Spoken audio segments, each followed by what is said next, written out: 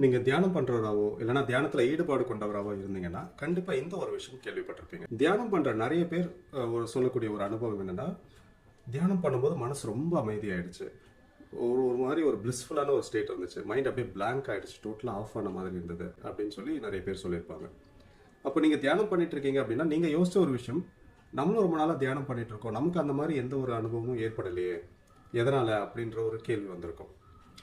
இதுக்கு அடிப்படை காரணம் என்ன அப்படின்னு பார்த்தீங்கன்னா, நீங்க தியானத்துல உட்காரும்போது அப்போ எக்கச்சக்கமான எண்ணங்கள் வந்துட்டு போயிட்டு இருக்கும். வரக்கூடிய எண்ணங்களோட போராடிக்கிட்டே இருப்பீங்க.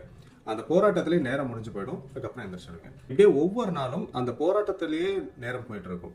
ஸோ அப்போ நீங்க சர்ஃபேஸ் லெவல்ல மட்டும்தான் இருப்பீங்க. தியானத்துடைய மேல்நிலையில மட்டுமே இருப்பீங்க. ஆனா மற்றவங்க சொல்ற அந்த அனுபவம் எல்லாமே தியானத்துடைய ஆழ்நிலையில தான் இருக்கும். ஒரு டீப்பர் லெவல்ல தான் இருக்கும்.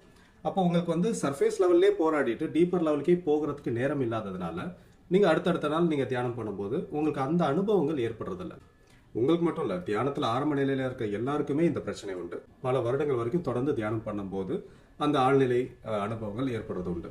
தியானம் பண்ணும்போது ஒரு ஆழ்நிலையை சீக்கிரமாவே அனுபவிக்கிறதுக்கு ஏதாவது ஒரு மாற்று வழிகள் இருக்குமா அப்படின்னு நான் யோசிக்க ஆரம்பிச்சேன்.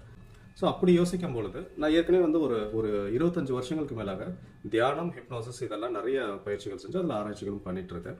அப்போ அதில் இன்னும் டீப்பாக வேறு என்னென்ன விஷயங்கள் இருக்குது அப்படின்ட்டு நான் தேட ஆரம்பிக்கிறேன். அது மட்டும் இல்லாமல் அதுக்கப்புறமா நான் ஆராய்ச்சிகள் செஞ்ச நியூரோ சயின்ஸ், சைக்காலஜி இதை பற்றிலாம் ஸ்டடி பண்ணும்போது எனக்கு ஒரு சில விஷயங்கள் புரிய ஆரம்பிச்சுது.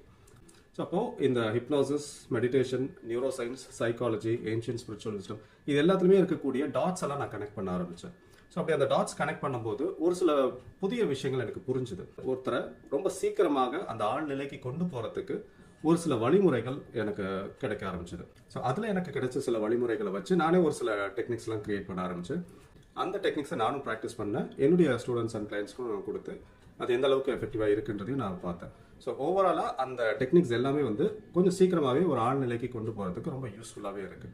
ஸோ அப்போ தான் எனக்கு தோணுன ஒரு விஷயம், சரி இதே ஒரு புதுசாக ஒரு மெடிடேஷன் டெக்னிக்காக ஏன் நம்ம டீச் பண்ணக்கூடாது அப்படின்ட்டு.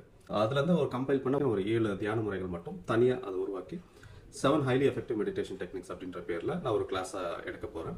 ஸோ இதில் முழுக்க தியானம் பண்ணுறவங்க அந்த தியானத்துடைய வெறும் சர்ஃபேஸ் லெவல்லே இருக்காமல் டீப் லெவல் போகிறதுக்கு, வெறும் மேல்நிலையில் இல்லாமல் ஆழ்நிலைக்கு போகிறதுக்கான சில விஞ்ஞானபூர்வமான சில நுட்பங்கள்.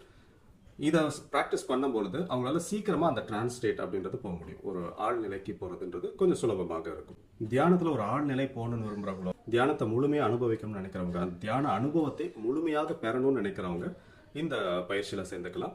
இந்த பயிற்சியில் சேரணும்னு விரும்புகிறவங்க கீழே தெரியுற என்னுடைய வாட்ஸ்அப் நம்பருக்கு மெசேஜ் பண்ணுங்க அப்படின்னா நான் உங்களுக்கு டீட்டெயில்ஸ் அனுப்பி வைக்கிறேன்.